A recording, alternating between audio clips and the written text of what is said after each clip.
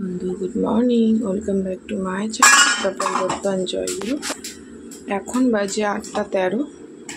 তো আজ কিন্তু অনেক সকাল সকালই চলে এসেছি রান্নাঘরে রান্না করার জন্য। তো বন্ধু আজকে সকাল সকালই রান্নাঘরে, কেননা আজকে বৃহস্পতিবার, আর বৃহস্পতিবার মানেই কিন্তু আমার ছেলের মাঠ আছে। তো সেই কারণে ওকে আজ তোর বাবাকে দিয়ে পাঠিয়ে দিয়েছি, একটু টেনশানে আছি। তো আমি এই কাজকর্ম সেরে ওর টিফিনের সময় যাব, টিফিনটা নিয়ে যাব, তারপরে একেবারে দুপুরবেলা আসবো। সেই কারণে কিন্তু একবারে রান্নাটা চাপ করে রেখে ঘর দৌড় নিয়েছে, তারপরে যাবো। তোমরা হয়তো ভাবছো আজকে কেন পড়াতে 5টা দিন। তো আজকে তো অশোক ষষ্ঠী, অনেকেই জানো আজকে অশোক ষষ্ঠী বাচ্চাদের জন্য এটা পালন করা হয়। তো সেই জন্য আমি আর আমার শাশুড়িমা কিন্তু আজকে ভাত টাত আর কিছুই খাবো না, শুধু আমার ছেলে আর বরের জন্যই রান্না হচ্ছে। আর আমার যেহেতু শরীরটা ভালো নেই, তাই আমি রুটি খাবো না, আমি ডালিয়া খাবো। তো সেটা পরে গরম গরম করা হবে। তো এই জন্য সকাল সকাল ভাত আর বসিয়ে দিলাম, ওদিকে বিছানা তুলে এসেছি। এখন আমি এগুলো রান্না বসিয়ে দিয়ে ঘরটা মুছবো, তারপরে একবারে স্নান করে আমি টিফিনটা গুছিয়ে নিয়ে চলে যাব। আরেকটা আলু দিয়ে দেবো বন্ধুরা। ভাত হয়ে গেছে, ভাতটা নামিয়ে জলটা গরম জলটা দিয়ে রাখ।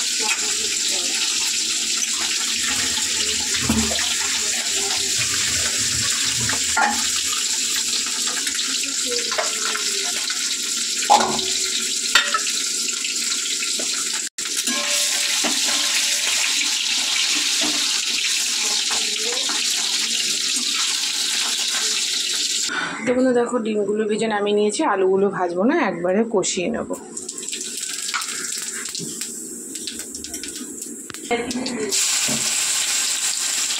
ছেলেকে আজকে রেখে এসছি বন্ধুরা, একা একা গেছে, তো জানি না, তবে রাখা দরকারও।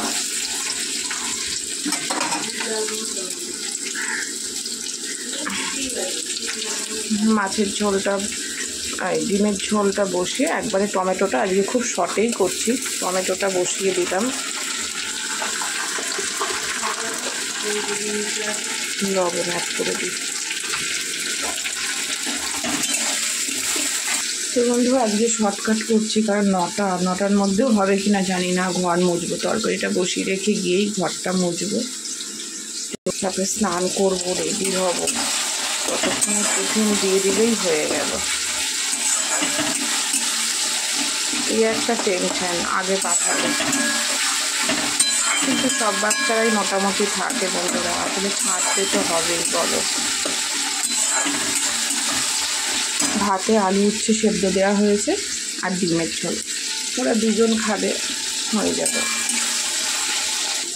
আদা লঙ্কা পেস্ট, রসুন পেস্ট,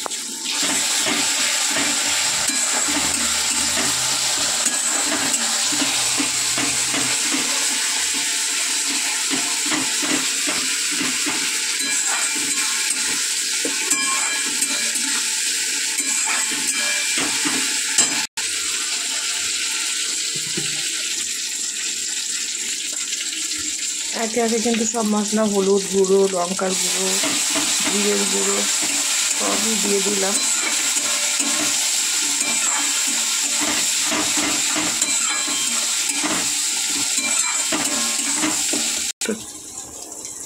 ধনের গুঁড়ো দিয়ে দিলাম।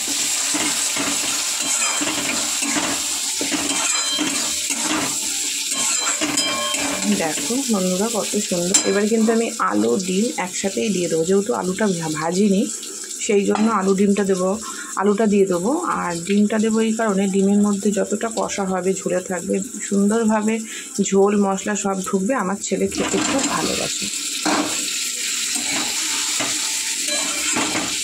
আমার ছেলে এরকমভাবে একসাথে আমি সব কিছু, মাছও ভালো করে ভেজে নিয়ে এরকম কষিয়ে নিই, দারুণ লাগে খেতে। অনেক সময় হয় না যে মশলা ঢুকলো না, ওপরেই ভালো করে ফুটলো, ভেতরে ভাঙলেই পান্তে বেশাদ, সেটা হয় না। তো বন্ধু দেখো কত সুন্দর এসছে, একটা লোভনীয় কালার। তো ভালো করে কষানো হয়ে গেলে এখানে কিন্তু গরম জল করা রয়েছে, গরম জলটা ঝোল অ্যাড করবো তরকারিতে। গরম জল যে কোনো তরকারিতে দিলে কিন্তু স্বাদ দ্বিগুণ বেড়ে যায়, কারণ কাঁচা জলে যে একটা পাঞ্চে ভাব থাকে সেটা থাকে না, জলটা যেহেতু গরম হয়ে যায়। দেখতেই পাচ্ছ খুব সুন্দরভাবে কিন্তু মশলাটাকে সব আরেকটু কষলে আমি কিন্তু জল দিয়ে ঢেকে দিন ওইদিকে কাজে যাব। খুব তাড়া রয়েছে, এর জন্য শর্টে করলাম।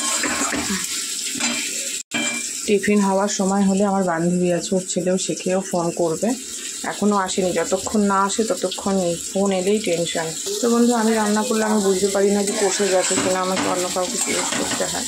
এবারে ভাজা হয়ে গেছে বলতে এই যে জল দিয়ে দেবো, গরম জল।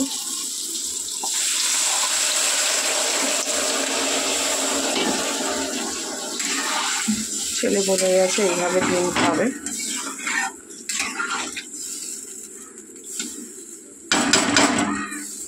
তো আজকে কিন্তু রান্নাঘরের এই ব্লগটা, বড় ব্লগটা একবারে পেয়ে যাবে। নামানোর সময় গরম মশলা দিয়ে নামাবো, তোমরা সবাই জানো।